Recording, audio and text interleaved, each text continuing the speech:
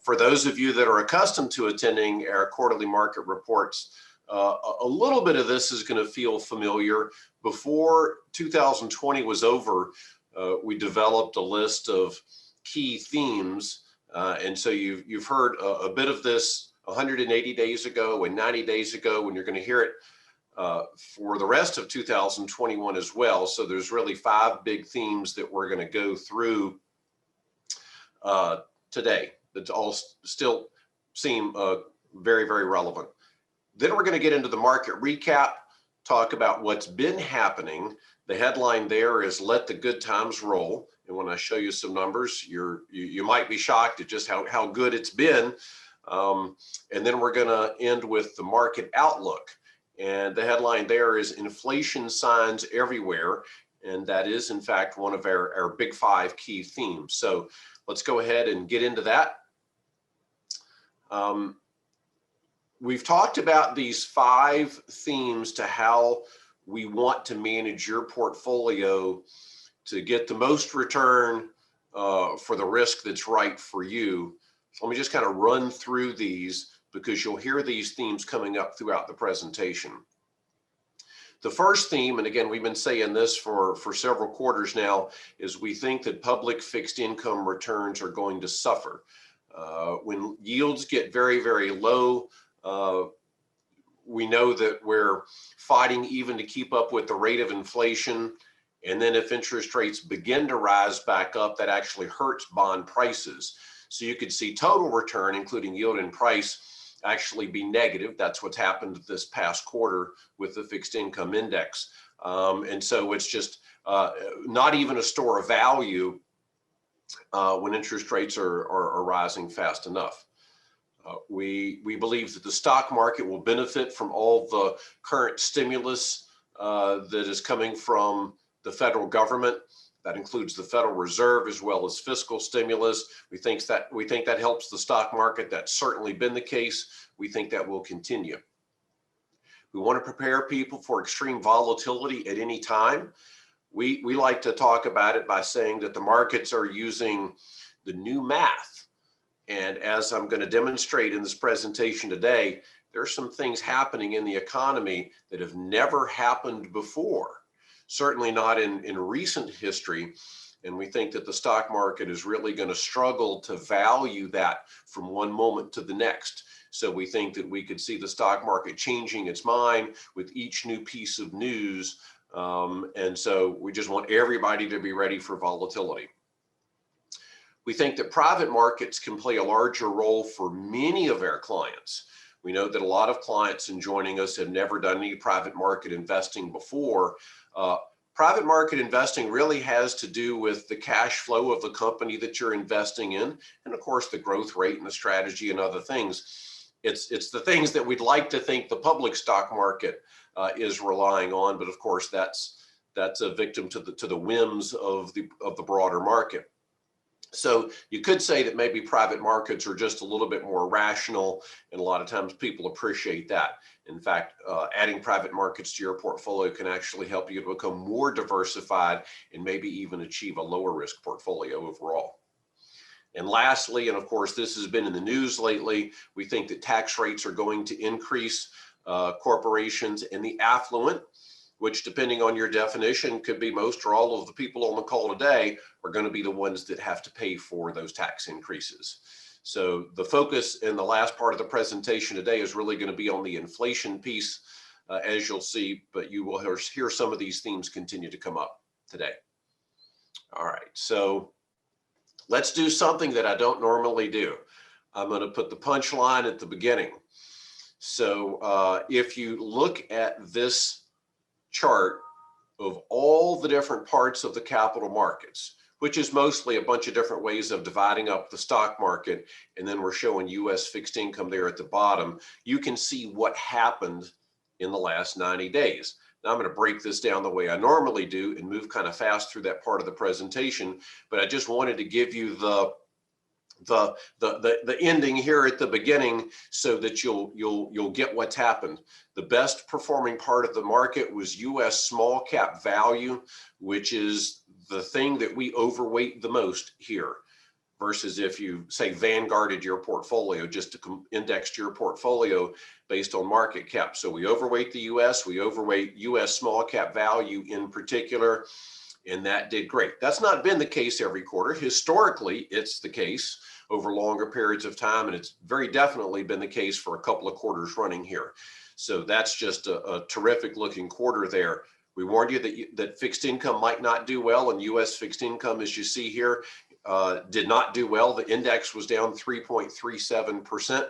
And that's not exactly how we invest. We tend to be shorter term, and we've seen this coming, so we've done a lot to be prepared for that risk. So some clients here might have lost just a little bit in their fixed income exposure, but it wasn't nearly this bad.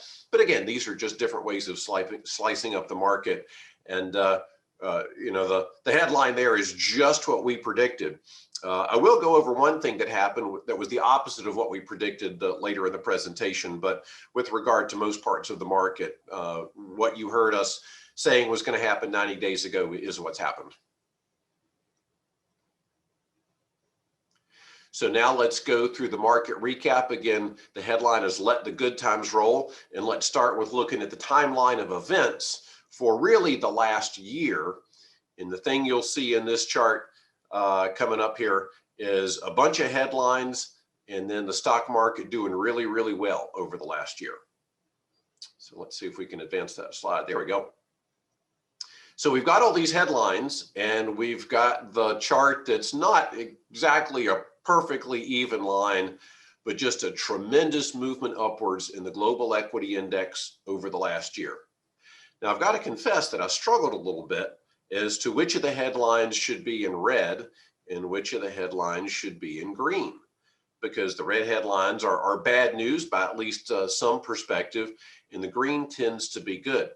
The reality is that the red headlines, certainly the ones about the virus cases surging, certainly the ones about job loss, actually provoked a response by the federal government that from an investor standpoint, at least, turned them into good news. So every time virus cases got worse, every time there was a loss of jobs, the response by the federal government, both from the Federal Reserve as well as from a fiscal standpoint, caused the markets to react in a very positive way. So we had reached our dip right around 12 months ago, and then this movement upwards has actually been phenomenal. Now, the very last red headline that you see is about Bitcoin. And, you know, Bitcoin is a little bit confusing. It certainly had a big rally, but the fact that the market has, in a matter of days, changed the valuation of that by 2 or 3 times, suddenly across the $50,000 per coin mark back towards the end of the quarter, actually suggests that at current valuations, the next big drop, and I'm sure there will be another one, could actually hurt a lot of people financially, could actually become dangerous to the system.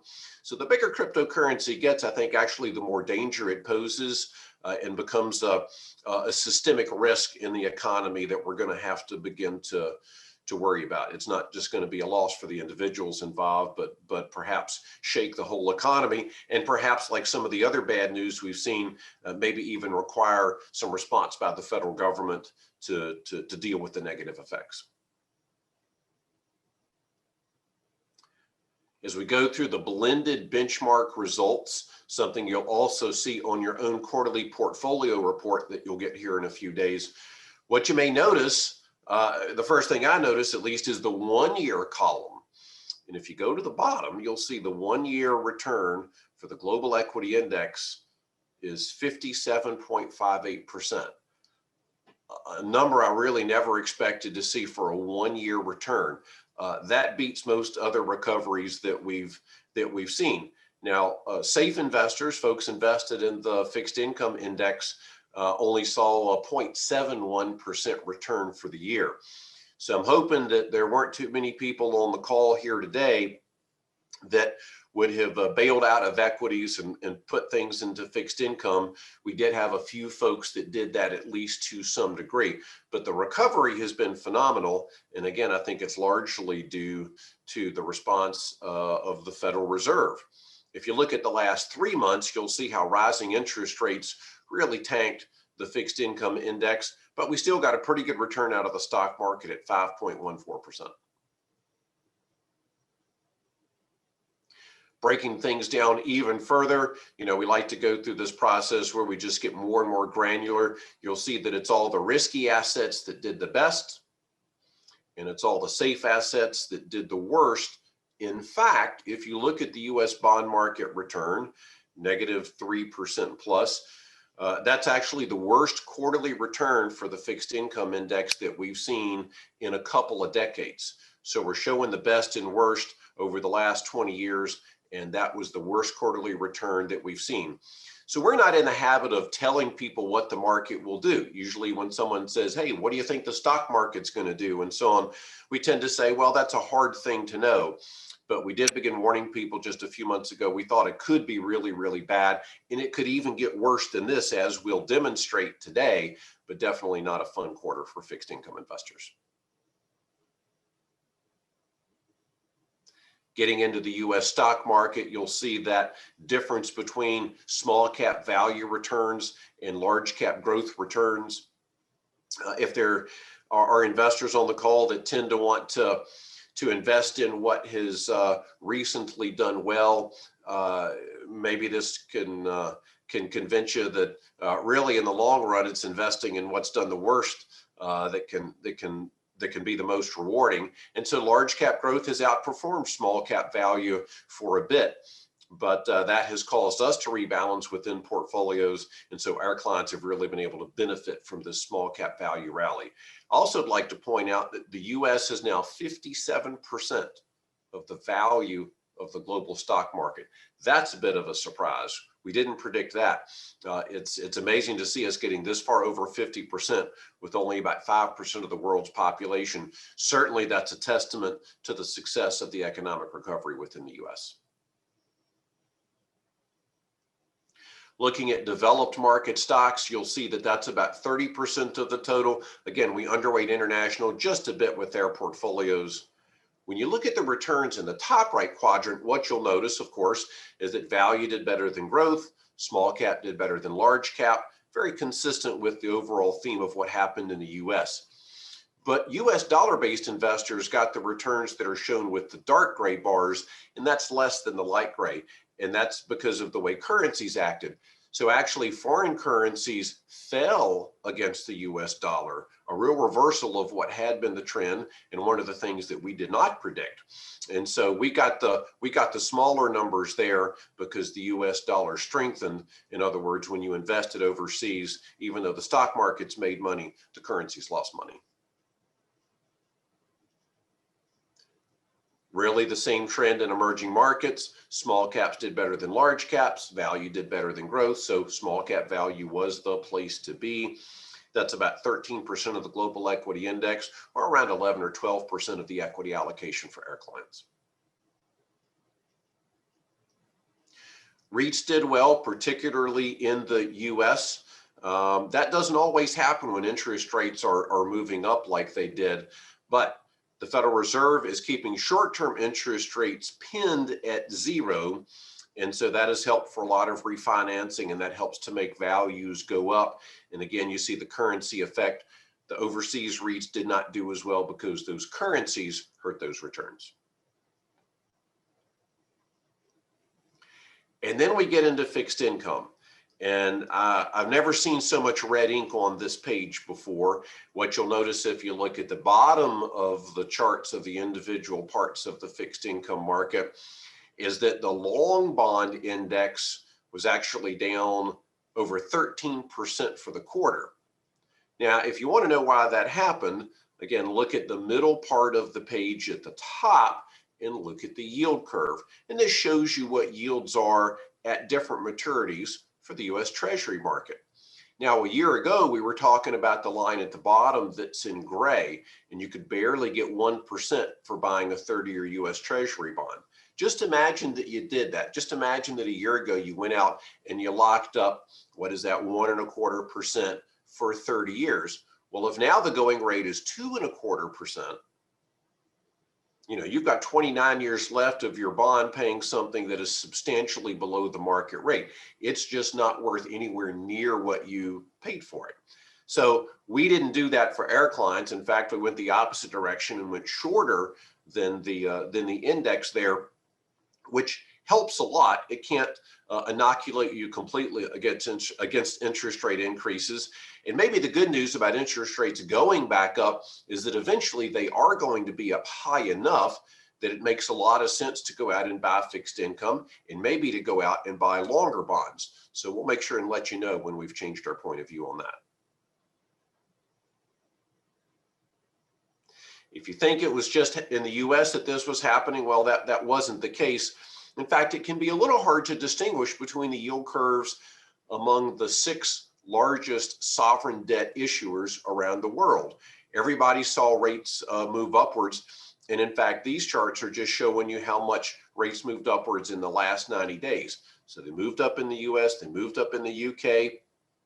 They moved up in Germany to the point that the whole half the yield curve now is above zero. Really, the one exception to this is in Japan. Now, in Japan, they've been struggling with the opposite of inflation, which is deflation or disinflation or negative inflation, depending on which economist you're talking to.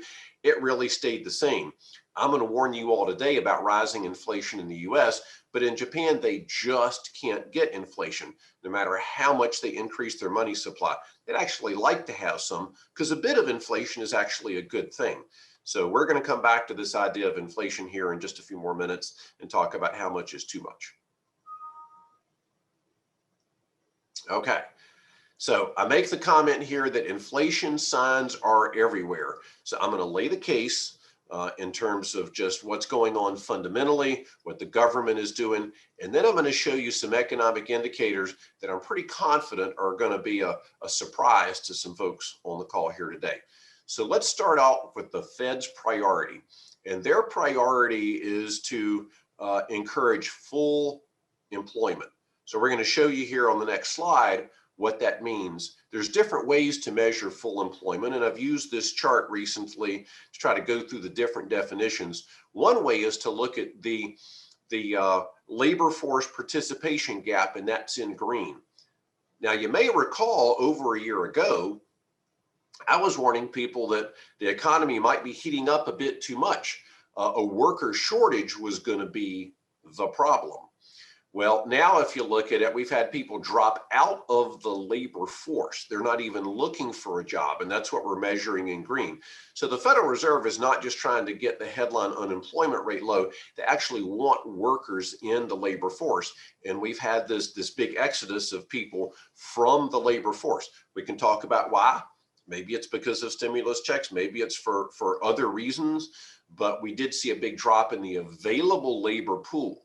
Now, within that, we still have relatively high unemployment. It's getting better, and the Federal Reserve is going to try to cause that number to be even lower. So if you look at this chart and where we were, I'm going to suggest that we might not be trying to get back to where we were pre-pandemic, but maybe a year or two before the pandemic would be the reasonable place to get to. And based on some of the things I'm seeing recently, I think it could still be a year or more before we get there. By the way, the Federal Reserve is meeting today. So when we start to hear about the notes from the meeting, depending on what they say, we may find that timeline is either shorter or longer than the year to year and a half I'm predicting before we get to the employment target. Another thing we might hear about from the Fed's meeting today is the size of their balance sheet. Now, I talk about the Fed balance sheet here, and this represents the sum total of all of the purchases that the Federal Reserve is making in the bond market. So it's bought a variety of bonds, including US Treasuries, and its balance sheet is now bigger than it's ever been. If you think back to the Great Recession, halfway through the Great Recession, the Fed began to increase its balance sheet. They were buying debt from the federal government. Well, that was pretty controversial. That's called quantitative easing. And in fact, even after the recession was over, they continued to buy. At one point, they began to let that taper down, and the markets were very worried about the taper, but did just fine with it. But then a funny thing happened. We had a blip in the stock market a couple of years ago. So the Federal Reserve actually went back to its recessionary posture, despite how good employment looked, despite other positive economic signs, and began to increase its balance sheet again. Well, now they have just almost doubled where they were back then. And the Federal Reserve is buying so much debt that they have become the default buyer of US Treasury bonds. So when the US Treasury issues bonds at an ultra low interest rate and there's no market for it, the Federal Reserve is actually coordinating with the issuance of debt. And that's how we financed all this fiscal stimulus. Now, I think that this is going to be one of the most monumental things that's happened. It's driving up the stock market. But 60 years ago, the Federal Reserve decoupled itself from Treasury bond issuance. And it was very much a formal policy to create independence. Right now, the Federal Reserve is the buyer of choice, the buyer of default for US Treasury issuance. And in doing this, they're coordinating with the fiscal stimulus. Well, that kind of gets rid of their independence. And if the Federal Reserve is going to decide to lighten up on its balance sheet to get rid of some of this, that could dramatically increase interest rates. And that could be a very bad thing for the economy. With all of the Federal Reserve's actions, we want to keep an eye not just on employment, but gross domestic product. Let's keep in mind that when you want people to be employed, and that's the Federal Reserve's goal, you do that by promoting and encouraging corporate America. That's small businesses, that's medium businesses, that's large businesses. If businesses aren't thriving, they're not hiring people. So the Federal Reserve's pro-employment posture is also very much a pro-business posture. And the success of that can be measured with gross domestic product. The big problem there is that gross domestic product is very much a lagging indicator. When we finally do get Q1 data, which we will soon, it's going to be revised twice. So it's going to be many, many months before we even know what actually transpired in Q1. We're still looking at Q4 data, expecting for that to be revised. So very much a lagging indicator, and really not the tool that the Federal Reserve is going to look at. That's really just going to be the one that historians look at. So when you do hear about GDP data in the news, you can really ignore it. It is very much yesterday's news. I would like you to instead look at something called the ISM Purchasing Manager Index. And there's a manufacturing index and a non-manufacturing index. Now, if you want to get into the details, we can talk about the components of the index. And we don't normally do this. It gets kind of complicated, but there's a few things that I wanted to call out here. One is that the backlog is growing. Supplier deliveries are just not at a pace to keep up with US manufacturers. And so you've seen a spike in these indexes that have now brought them to a level that we certainly haven't seen in decades. So again, this is part of the new math idea that we're talking about when the stock market is trying to figure out what the right price should be. So we're going to come back to this idea of getting into brand new territory with some market indicators. This is just one of those. But if you talk to any US manufacturer about their ability to get their supplies, their ability to meet customer demand, I mean, boom times are great. They're just working as hard as they can. They can't find enough employees. And typically when that happens, if you ever took an economics class, what you'll know is the best solution to that is to raise your prices.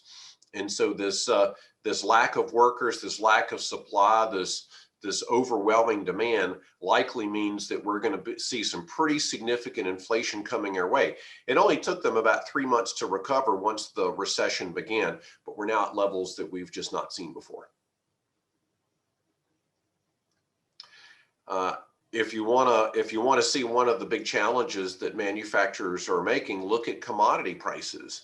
Now, actually, commodity prices should have fell. We buy a lot of these on the world market, and with the dollar strengthening, we should have seen prices fall, really. But this excess demand is pushing up commodity prices. There was a time when we had a direct allocation to commodities for just 1% or 2% in BIP wealth portfolios, but you've really got commodity exposure everywhere throughout your portfolio. You can go buy a large cap US index and you're going to have exposure to every one of these things. Certainly if you own any ExxonMobil within an index, you've got exposure to gas and oil and all of these types of things, the agricultural commodities as well. Might also be worthy of your attention to see what's at the bottom of the chart. So gold, silver, precious metals, things like that actually got hit pretty hard. So it's really the commodities that feed into industrial production, that feed into a growing US economy, not the more speculative parts of the commodity universe that had the biggest gains. When we look at retail sales, we again see numbers we've not seen before. Often when we're coming out of a recession, which we're really just doing, we would count how many months or years it might take to get to the level that we were at before the recession. Again, about 3 months into the recession, we were back to where we were. Then we were getting ahead. Now we're looking at numbers that are just absolutely phenomenal. Look at this level of sales. So a lot more of this is online, which is why it's hard to find truck drivers to even deliver it all. Might be one of the reasons that traffic seems even worse than it was before with all of these online deliveries going on out there. How far can you really drive down an Atlanta highway and not pass a few Amazon trucks or UPS trucks or FedEx trucks? So retail sales are absolutely booming. They can't find enough employees. They can't even meet the demand in many cases. There are so many items out there, whether it's bicycles or roller skates or you name it, that you just can't even get what you want. They're back ordered. And so again, that is a highly inflationary indicator. It's not just at the level is something that we've not seen before. The rate of change of the level, that intense slope upwards, is something that we've never seen before. There's no recovery that's looked anything like this before. And then let's talk about housing. Now, I know that there are some real estate agents on this call, and in the real estate market right now, the trick is to find somebody that will sell a house. So when you look at the red line there of the number of single family new houses sold, yeah, it's showing an increase and it's above the level that it was at before the recession. But you might expect it to be even higher based on some of the previous slides. The problem is just the lack of supply. So you are seeing home manufacturers come to the table with new supply. They're out there getting permits, they're building, but they just can't build fast enough. It's very common to see a new home kind of in the middle in terms of its grade, not the fanciest level of trim, but not the lowest level either. Maybe just a yard that's the minimum size to build the house, and that house is selling for $200 a square foot. So a 3,000 square foot home is selling for $600,000. We've just not seen that kind of pricing before. And this lack of supply and the time it's likely to take to get the supply anywhere close to the current demand might mean that we're nowhere close to a housing bubble. We could see these price increases go on for quite some time, and that as supply enters the market, we'll actually see that red line grow. Well, when that grows, that puts a lot of people to work. It increases the demand for new carpets and new lumber and new furniture even more. And again, that is highly inflationary. Now, I want to show you a chart that I've never shown in one of our presentations before. And I actually was not planning to just a couple of weeks ago. But there's an index out there called the Weekly Economic Index. And the reason I'm showing it is because it's actually a pretty good predictor of what we will see out of the GDP number. So the GDP numbers are the lagging indicator that it almost isn't worth looking at. It's really just good for analyzing the past. But the weekly economic index is actually that great predictor. And just look at the level that it shot to here. So as we get into the last week of the first quarter, which overlaps into April, just a couple of days there, we see this shooting up in a way that we've just never seen before. And there's 10 constituents of this index in there. One of them that I have shown before, the US electricity output, is one of the ways we were able to tell you that we were recovering very early in the recession, and economic activity was picking up because we had seen electricity output fall and then begin to go back up. But if we look at this along with things like railroad traffic, and if you live anywhere near railroad tracks, you know that the trains are just running all the time now.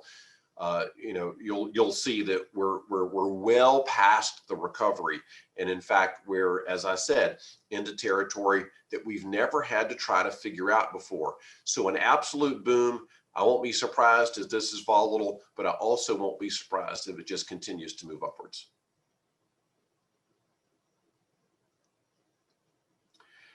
And then here's the big inflation chart. So this is when the air comes out of everything, right?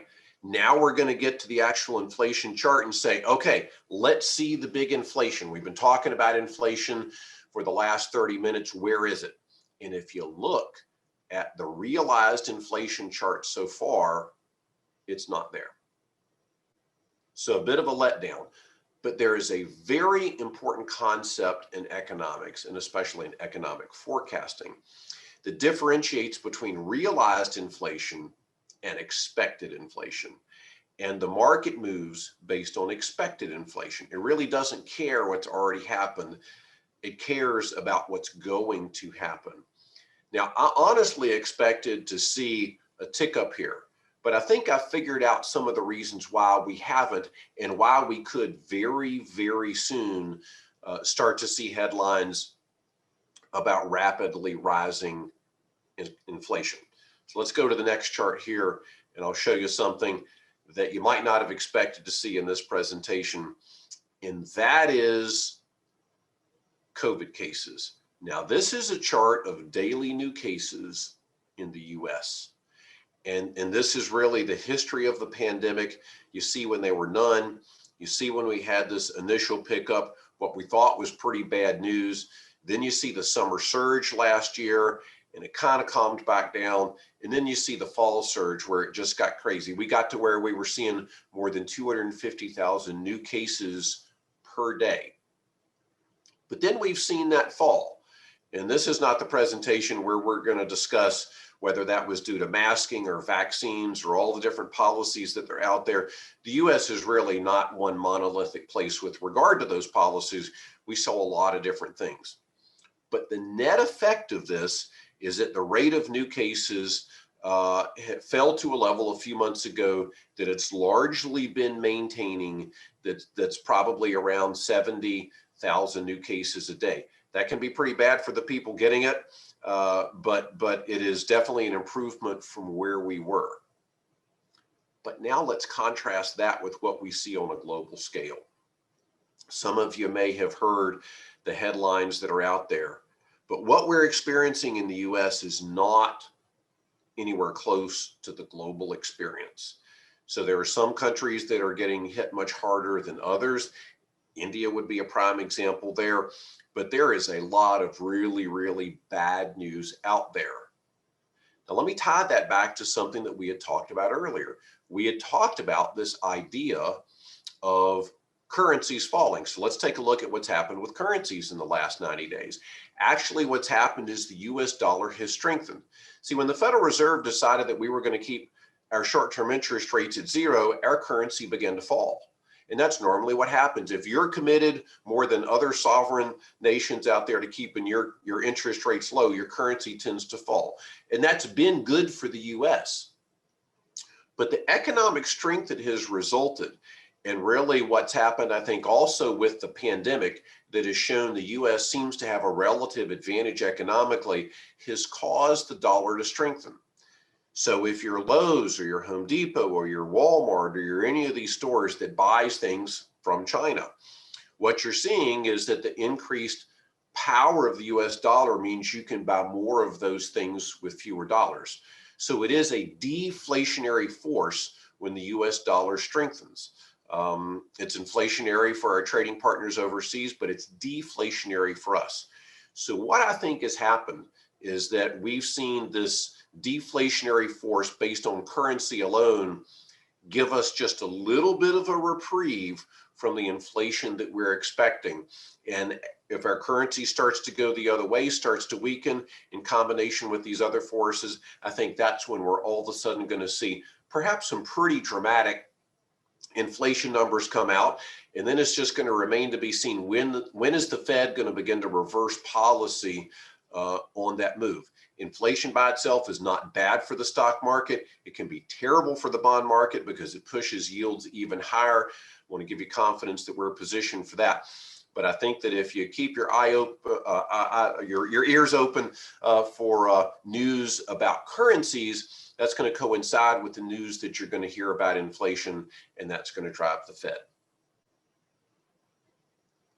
So just to wrap up, we've got these key themes. You're going to keep hearing about them. We're going to focus on a different one each quarter. But the most important one to understand right now, we think, is that inflation is coming. We've got a lot of tools to deal with that in your portfolio. There's things to invest in that are low risk other than public market fixed income. But let's all take at least a little bit of comfort in the idea that we're at least doing better than the rest of the globe with our pandemic response. And hopefully for any of the folks that are on this call that are being affected by that personally, we wish you the best and hope that things are going to get better for you. And that's pretty much it. Good. Well, thank you, Eric.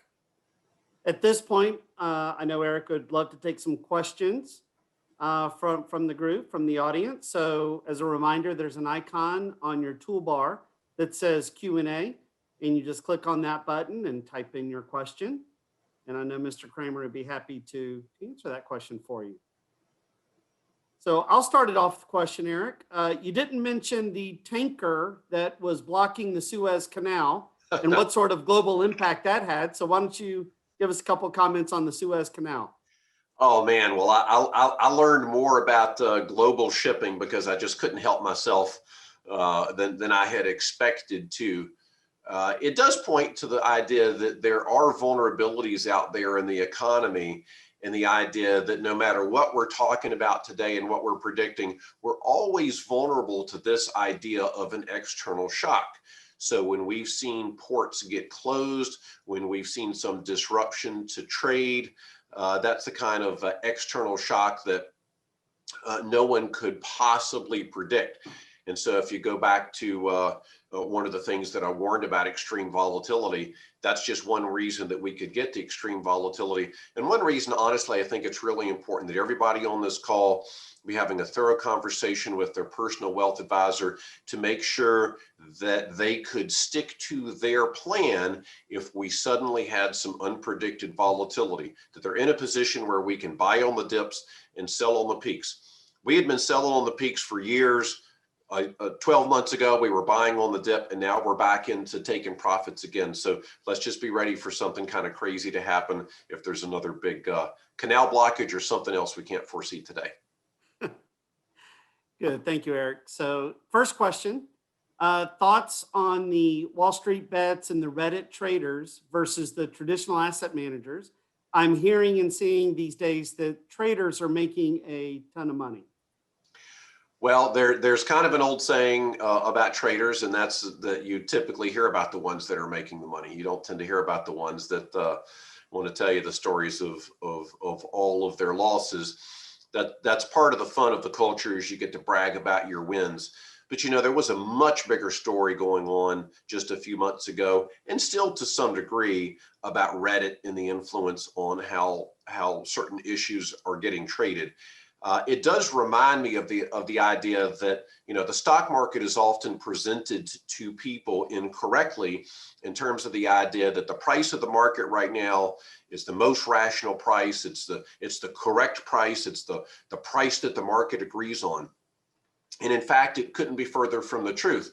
if you look at any given stock, whether it's GameStop or somebody else, some other stock, really the price you're seeing is the price where everybody disagrees. If you own it, you think it's worth more. If you don't own it, you think it's worth less, right? So it's really a price of disagreement. Nobody should really think any given price is the right price.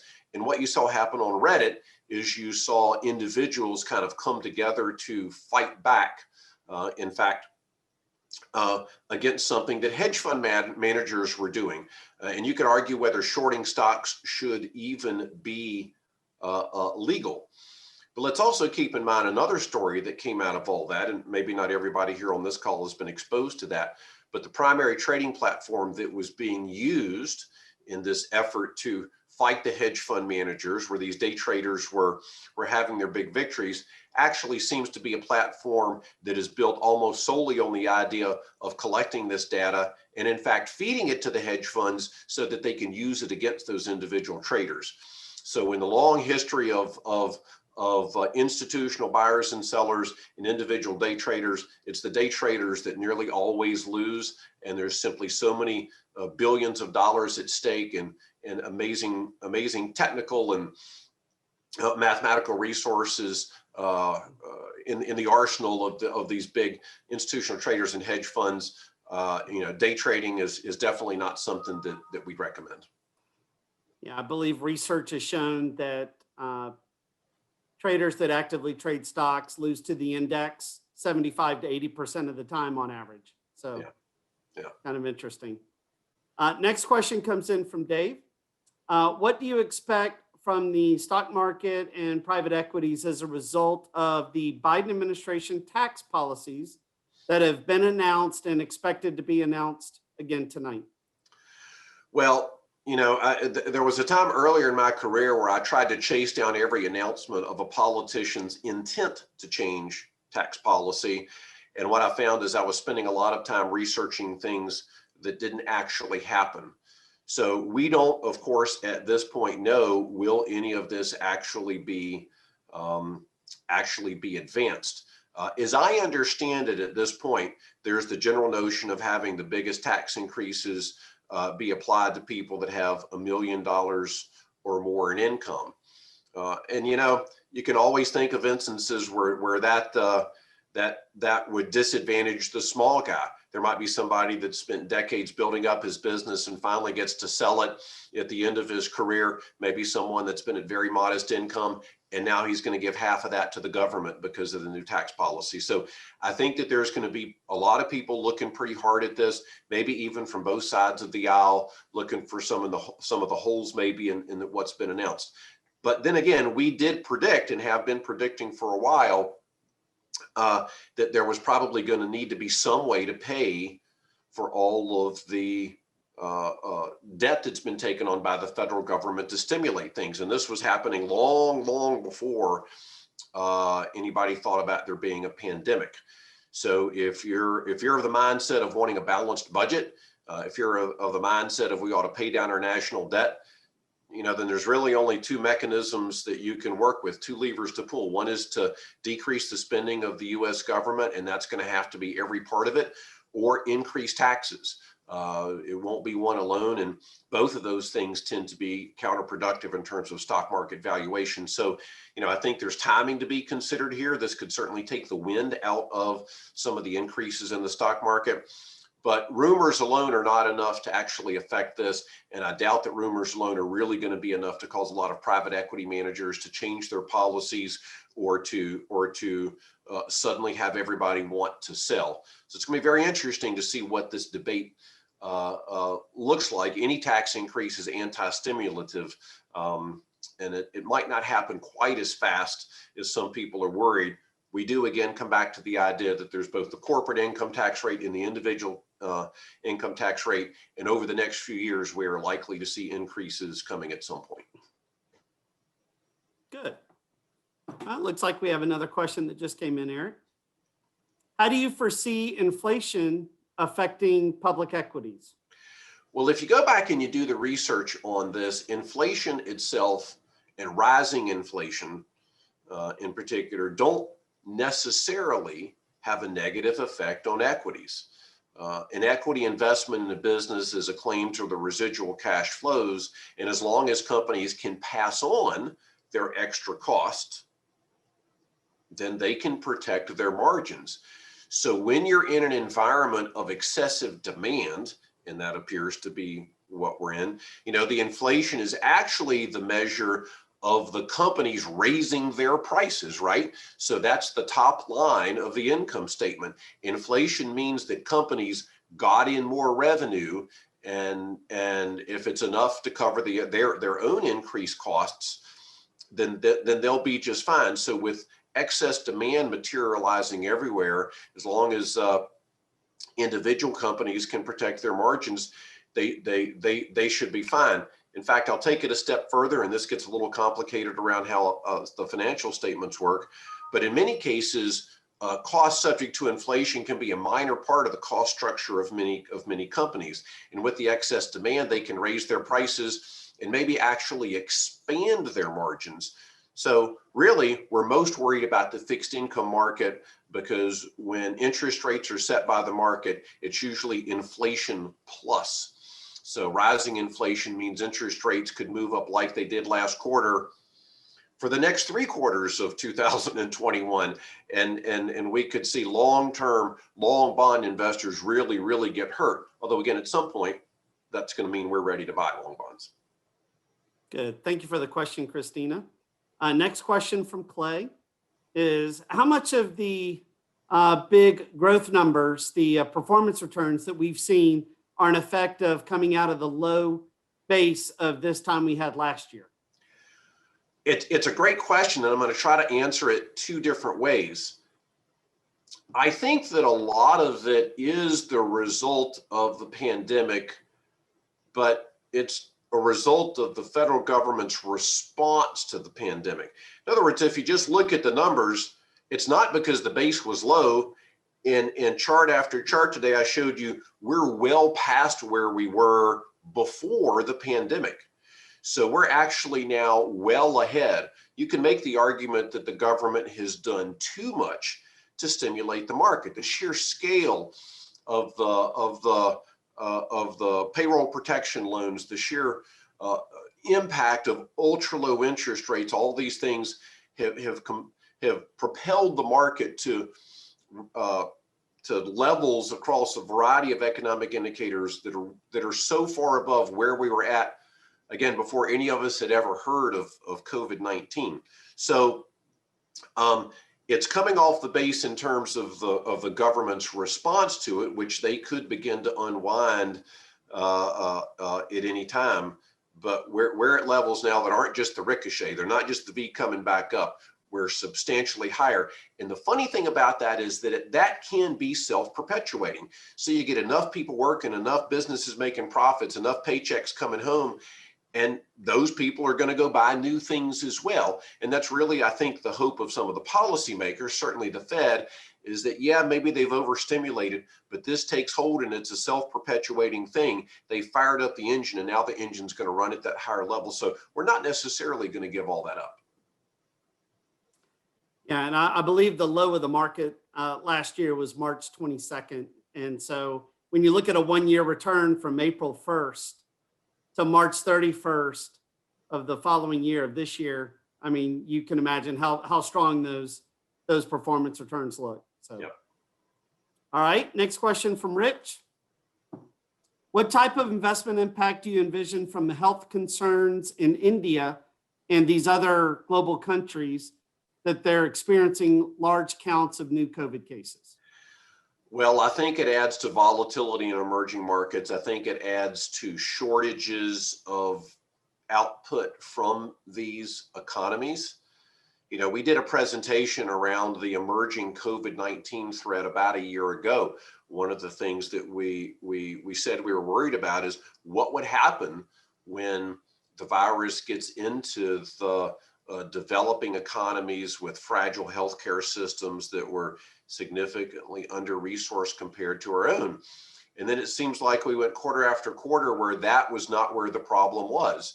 Certainly the problems were in the US. We've had the most deaths. That's where the cases were materializing. But now that we've got multiple variants of the virus spreading, it is these developing economies that are really getting the big hit. So that's in places like India, but also places like Brazil. The whole continent of Africa is certainly at risk. There's a South African variant out there. So I think that the biggest impact of this is going to be a constricted supply chain that can't come close to meeting demand. And it's the economic output. We rely on emerging markets to produce an awful lot of the goods that we use all around the globe. And to the extent that these economies suffer, it's going to be a lack of input into that. And again, because the demand is there, that's going to lead to rising prices. That leads to inflation. And that in particular is going to hurt the bond market. Yep. Thank you, Rich. All right. Next question. We have another one from Christina. What would the threat of overheating the U.S. economy do to the stimulus? What would that look like? So when there's too much stimulus to the economy, the number one threat is the one we talked about today: inflation. Now, economies can overheat on their own, but what we've grown so accustomed to in the US is that we don't really have free markets anymore. We don't really have a free economy anymore. We have a managed economy. Maybe not quite to the extent that China's has been managed, but of course China's has been managed to great benefit for the Chinese. But more and more, this idea of us managing the economy is becoming the norm. It's becoming accepted. It's becoming expected. And in fact, even the Federal Reserve seems to have given up its independence. So to the extent that everybody's on board with stimulating and they get it wrong and they overstimulate it, we might get inflation. And just like economic growth can become self-perpetuating, and we hope that it does, inflation can become self-perpetuating. So just imagine that we overstimulate the economy. These ultra low interest rates increase housing demand.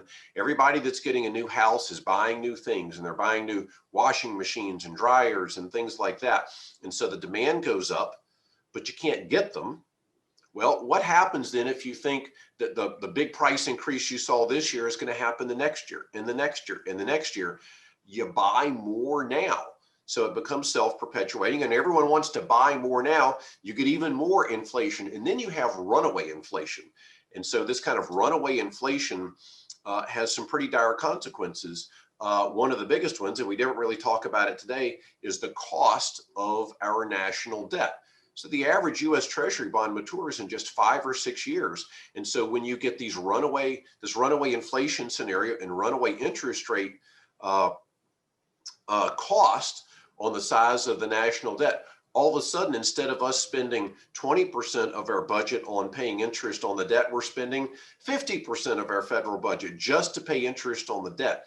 So there can be some pretty negative consequences there to overstimulating things. And so you can bet the market's going to be listening pretty hard to the comments from the Fed about when they're going to end the zero interest rate policy, when they're going to start to buy back their balance sheet. The problem with buying back the balance sheet is that actually makes interest rates go up even more. So every bit of news out of the Fed is likely to roll the market, add to the volatility, and that also retards economic growth.